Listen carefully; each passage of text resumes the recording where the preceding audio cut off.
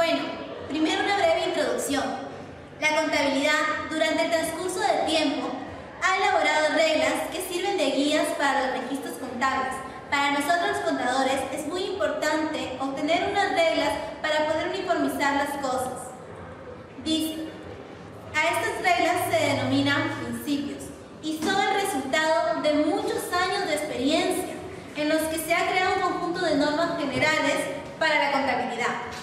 Con frecuencia, estos principios son el trato de la aceptación gradual generalizada en los enfoques adoptados por varias empresas. Si la elaboración de una información contable estuviera supeditada a cada uno de los criterios de cada uno de los contadores, existieran diferentes criterios a la hora de elaborar. Entonces, en la forma del Estado, sería una gran equivocación para ellos estar tratando de recopilar diferente información de cada uno de los contadores o estar analizando de qué forma están que lo miran este criterio. Entonces, para evitar este tipo de cosas, se ha creado los principios que nosotros debemos seguir como futuros contadores. Sin más que decir, dejo la palabra a mi compañero. Profesor, tengan ustedes muy buenos días. Hoy yo les voy a explicar sobre los 3 primeros principios generalmente aceptados. Comenzaré con equidad. Equidad es el principio fundamental que orienta la acción de todo profesional contable. Esta se basa diciéndonos que la equidad entre intereses opuestos debe ser preocupación constante en contabilidad, debido a que nosotros los profesionales de ahora nos encontraremos sumergidos en problemas en los cuales se encuentren los intereses en conflicto. De esto desprende que los estados financieros deben prepararse y reflejar con equidad los distintos intereses puestos en juego por una empresa. Continuando con el comentario, el ejemplo de equidad se refiere a la información que contiene y que debe prepararse con igualdad respecto a terceros y a la propia empresa, en efecto, de que los estados financieros reflejen equitativamente los intereses de las partes y la información que brinda son los más justas posibles para los usuarios, ya sean beneficiados o no beneficiados. El principio de equidad es sinónimo de imparcialidad y justicia. A esto se refiere a la información contable, que debe prepararse de la igual manera en la que todos tienen que estar en una repartición parcial. Continuando con un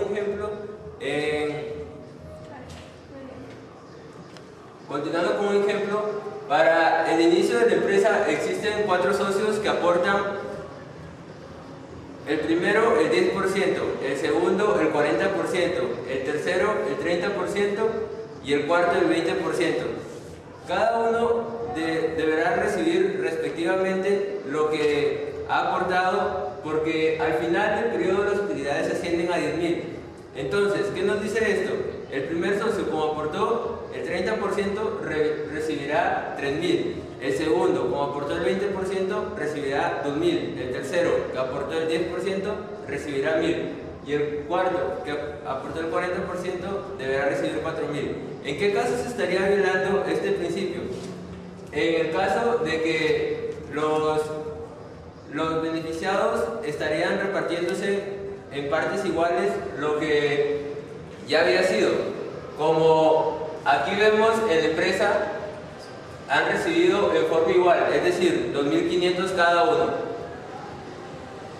Otro ejemplo sería, el contador Gutiérrez le piden que prepare el estado financiero del 2012. Entonces, este prepara el estado de situación financiera y se da cuenta de que los impuestos son mayores a los ingresos.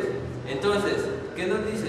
El dueño le dice al contador Gutiérrez que por favor aumente los gastos para así poder sustentar y reducir los impuestos a pagar. Pero el contador Gutiérrez, como es un egresado de la Universidad Nacional de Tumbes, no acepta tal petición y muestra el estado de situación financiera claramente como ha salido.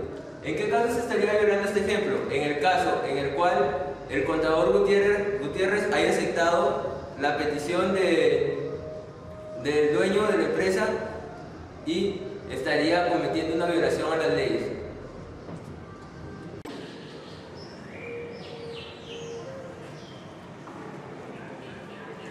Partida doble. Los hechos económicos y jurídicos en la empresa en forma cabal es aplicar los cambios que se han realizado en el activo y en el pasivo. ¿Qué nos dice el hecho de partida doble? Que toda anotación que se hace en el debe requiere una anotación en el haber, y toda anotación que se hace en el haber requiere una anotación en el debe. Entonces, otra definición sería que no hay saldo acreedor sin saldo deudor, no hay saldo deudor sin saldo acreedor. Continuando con un ejemplo de lo que es la aplicación de partida doble. En una empresa se compran mercaderías valorizadas en 1200. Al comprar mercaderías en 1200 se está cancelando con dinero en efectivo. Gráficamente vemos aquí que se hace una anotación en el debe y sucesivamente tenemos que hacer una anotación en el haber.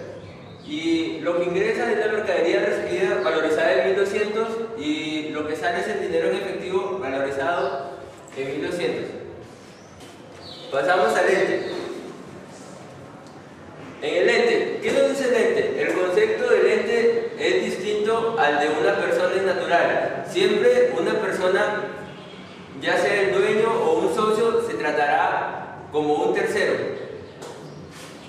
Aquí nos damos cuenta que en el principio de ente nos establece el supuesto en el que el patrimonio de las empresas se independiza del patrimonio personal de cada persona que ha elaborado la empresa. Un ejemplo muy sencillo sería el cual en la empresa Cristian Vera le hacen llegar una boleta de venta en el cual ha consumido por un balón de gas valorizado en 900 soles y también le hacen llegar otra boleta valorizada por 1500 que se refiere a las matrículas concedidas del colegio de uno de los hijos del propietario de esta empresa. ¿En qué nos damos cuenta? Estas boletas recibidas se deben anotar, pero no se anotarían en una cuenta del haber, sino en una cuenta del debe como un préstamo a terceros. Como ya se mencionó anteriormente, los principios contables son criterios y normas básicas que deben ser cumplidas por todo ente económico, sean personas jurídicas o naturales. Es por ello que les explicaré 3 principios contables. Tenemos los bienes económicos, moneda común denominador y empresa en marcha. Bienes económicos. Los estados financieros siempre se refieren a bienes económicos, que pueden ser bienes materiales e inmateriales que poseen valor económico y que por ende pueden ser susceptibles a ser valorizados en términos monetarios.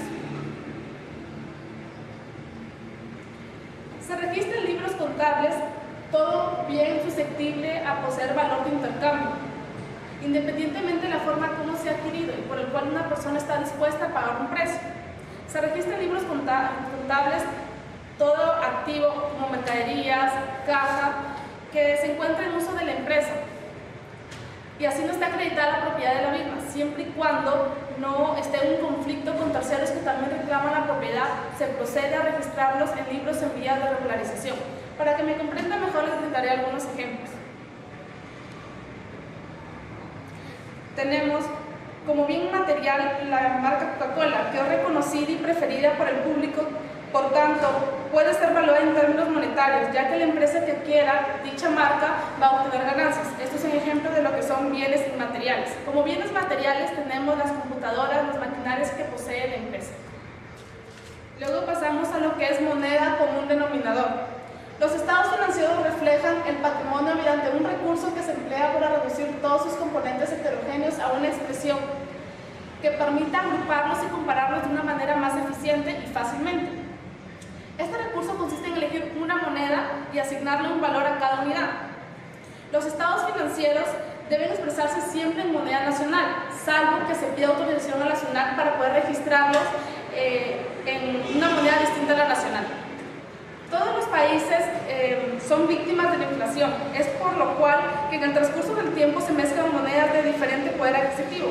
Para que comprendan mejor, les voy a brindar algunos ejemplos. Por ejemplo, una empresa peruana que produce chompas va a registrar sus operaciones financieras en lo que es en nuevos soles. Si se adquiere mercaderías por los $150 a la fecha, el tipo de cambio es de, supongamos, 3 soles 10, se va a proceder a evaluar dicha mercadería en 775 soles. Todas las transacciones para efectos contables y financieros deben expresarse en moneda nacional, como ya lo expresé anteriormente.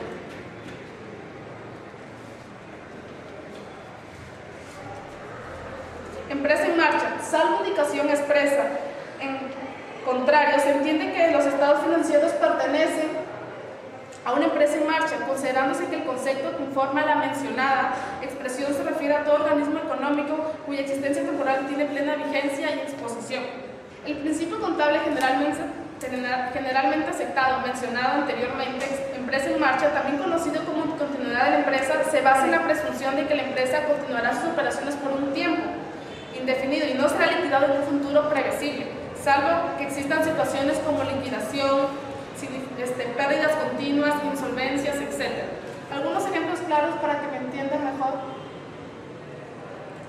Por ejemplo, una empresa constructora ha firmado un contrato por 2 años con una empresa de máquinas pesadas. Si otra empresa constructora que tiene un trabajo de construcción de 6 meses quiere aliarse con la primera empresa, esto no va a afectar y puede hacerlo, ya que se puede observar plenamente la vigencia de 2 años del contrato que tiene la primera empresa. También tenemos la empresa Soledad, empresa individual de responsabilidad limitada, dedicada a la compra y venta de artefactos eléctricos. Solo dejará de funcionar mientras no esté en proceso de liquidación. Gracias. Docente y compañeros, continuando con la exposición, les hablaré de lo que es valuación al costo. Valuación al costo. Los bienes y derechos deben evaluarse al costo de adquisición o fabricación, salvo que ocurran fenómenos que alteren este cambio de producto. Por ejemplo, en el caso del Perú puede ser la inflación. Dice la definición, es el principal criterio de evaluación. Establece que los activos y los servicios que tiene el ente deben registrar su costo histórico o de adquisición. Para establecer sus costos se toman en cuenta los gastos de transporte y fijación para su funcionamiento. Mediante esta definición, les voy a hablar acerca de un ejemplo.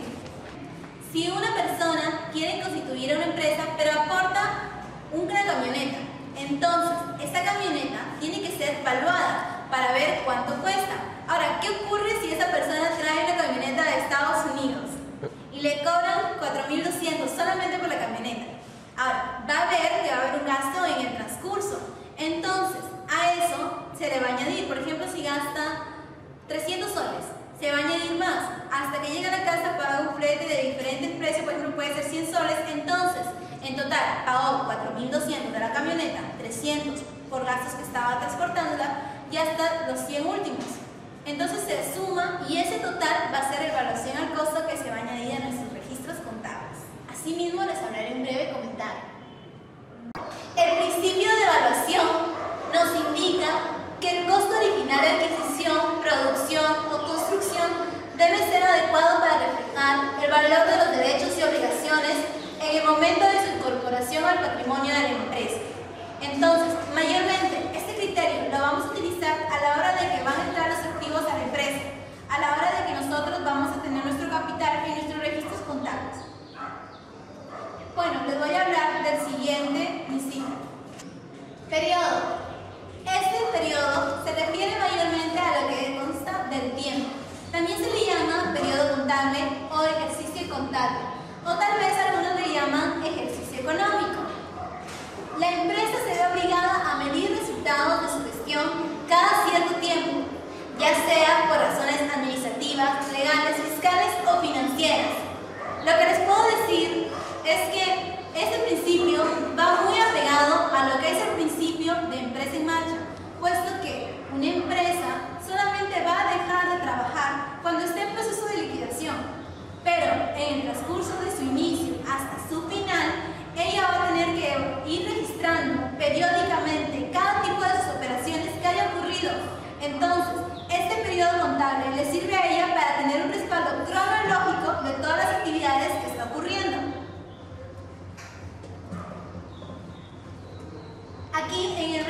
comentario les he puesto que también se le conoce como el nombre de ejercicio. Dice, las empresas tienen una duración indefinida e ilimitada, gracias al principio de empresa en marcha. Por lo consiguiente, sus resultados solo se conocen si no hasta que concluya su existencia, por lo que es necesario dividir el desarrollo de sus actividades en periodos contables y establecer el cierre de periodos en resultados de operaciones. Nosotros debemos mantener una operación y todo cronológicamente en nuestra empresa para mantener un buen desarrollo y sobre todo para mantener un mejor control financiero. Dice, si un edificio adquirido en 50.000 pudiera 2 años después estar vendido a 60.000, es decir, si un edificio antes se vendía, vale en total 50.000, pero se puede vender después a más precio, que esos de 60.000, o a menos precio, que es 40.000, este igual en nuestro registro contable va a salir como 50.000, porque nosotros a ese fue el precio de adquisición que obtuvimos nosotros ese terreno. Bueno, en el ejemplo 2 también tenemos, si Lucho González contrata a una secretaria con un sueldo mensual de 1.900, la empresa registraría cada mes 1.900, porque en ese periodo de tiempo es donde se está pagando. Cada mes va a pagar, por ejemplo, si nosotros tenemos más empleados y cada mes les pagamos 2.000 soles, igual, como en el caso de este ejemplo, tendremos que pagarles cada mes los 2.000 soles y así mismo registrarlo en nuestros registros contables. Siguiente. Vamos a hablar acerca del devengado.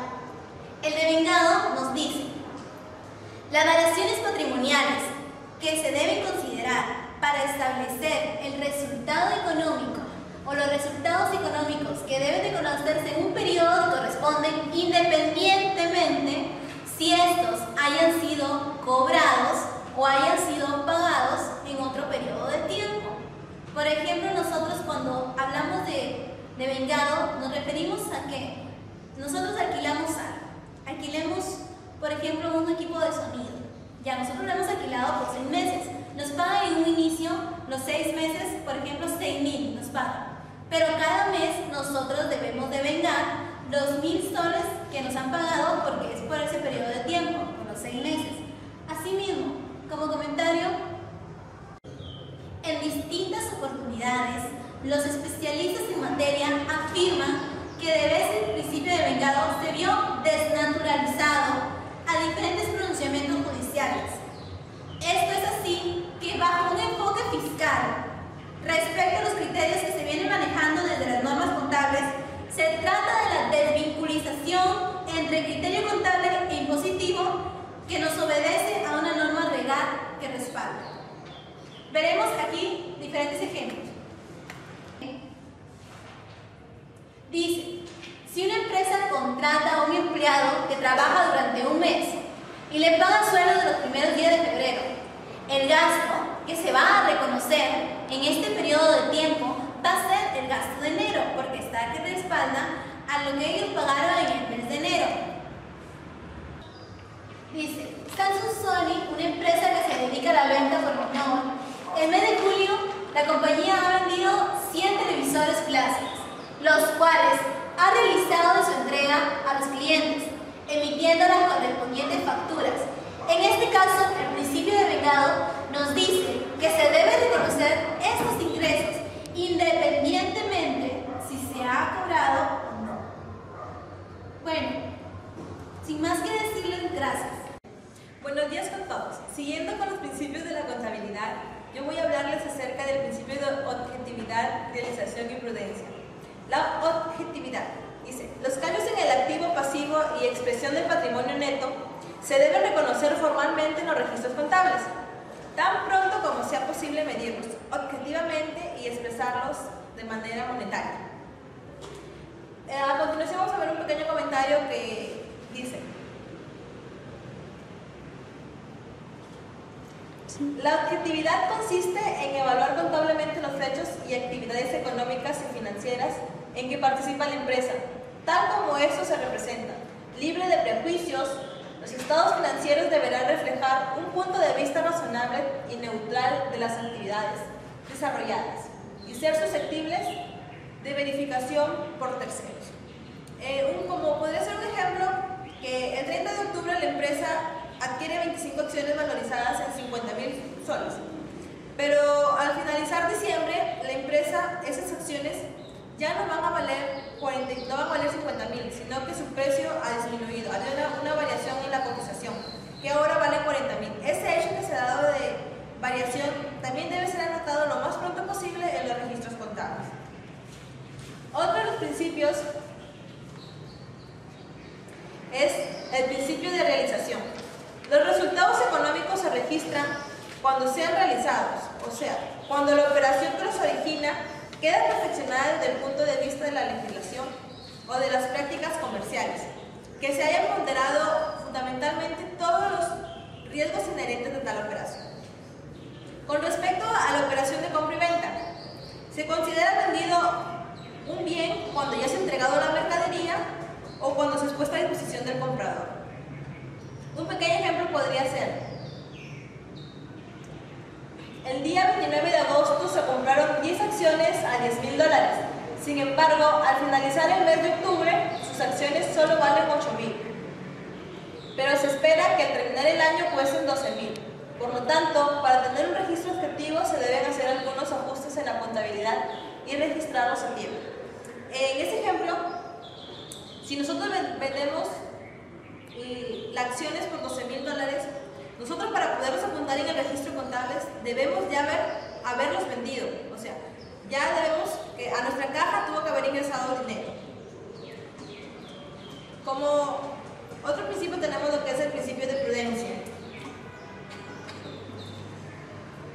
Significa que cuando se debe elegir entre dos valores para un elemento del activo, normalmente se debe optar por el más bajo, o bien que en una operación se contabilice de tal modo que la participación del propietario sea menor. Este principio general se puede expresar también diciendo contabilizar todas las pérdidas cuando se conocen y las ganancias solamente cuando ya se hayan realizado. Un comentario.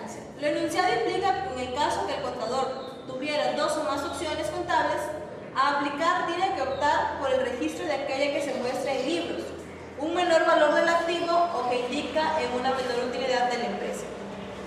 Como tenemos a continuación un ejemplo. Si hace un mes compré una máquina valorizada en 200 soles y en el mercado ahora se cotiza a solamente 180 soles, en la contabilidad debo contabilizar el menor valor de la máquina, que sería 180 soles. Gracias. Continuando con la exposición, yo les hablaré del principio número 13, uniformidad. Como su mismo nombre lo dice, debemos ser uniformes, constantes en los métodos o técnicas contables que utilicemos. Los adoptados deben ser el mismo de un periodo a otro. Si una empresa hace constantes cambios en la manera de manejar sus registros contables en determinadas operaciones, se le dificultará en demasía la comparación de las cifras del resultado en un periodo con las de otro. En caso contrario, debe señalarse por medio de una nota. Implica que las empresas, una vez que hayan escogido un método contable, las siguientes operaciones deben tomarse de la misma manera. Por ejemplo, las cuotas pagadas de un préstamo que se realiza en una empresa siempre van a estar registradas en el haber como ejercicio correspondiente. Significación o importancia relativa. En la aplicación de los principios contables se debe actuar necesariamente con sentido práctico. Esto quiere decir, ante situaciones de mínima importancia, estas pasarán por alto. No existe un acuerdo que determine la línea exacta de separación entre los hechos que son importantes y los que no lo son. De esta manera la decisión queda a optar por el profesional contable. El principio de significación también es determinado materialidad. Está dirigido a dos aspectos. El primero, la cuantificación del patrimonio, y el segundo, la exposición de los estados financieros. Un ejemplo: una empresa va a contabilizar los términos utilizados en la maquinaria de la empresa. Va con los pernos que se utilizaron en la maquinaria de la empresa. Este sería un hecho insignificante. Principio número 15. Exposición. Los estados financieros deben contener información necesaria para la toma de decisiones. La información contable representada en los estados financieros debe ser clara y precisa. Los estados financieros deben presentarse con todas sus notas en caso de que las tengan. Por ejemplo, tiene relación directa para los usuarios. Yo pienso que los estados financieros deben presentarse de manera clara y sencilla, porque muchos dueños de las empresas no son contadores y hay términos que no los van a entender. Entonces es por ello que ellos deberían entender estos términos para poder tomar decisiones. Gracias. Luego de haber escuchado cada una de las explicaciones de mis compañeros, procedo a decir las conclusiones. Los principios de contabilidad generalmente aceptados son un conjunto de conceptos generales y normas que sirven de guía para formular criterios referidos a la contabilidad, a la medición del patrimonio y a la información de los elementos patrimoniales y económicos de un ente. Es fundamental que toda persona que ejerza la profesión de contabilidad tenga noción del grado de importancia que tiene aplicar los principios contables en las actividades financieras, para así poder elaborar estados financieros a tal punto que sean comprendidos por todos. Espero que la exposición les haya agradado. Esperamos sus prontas sugerencias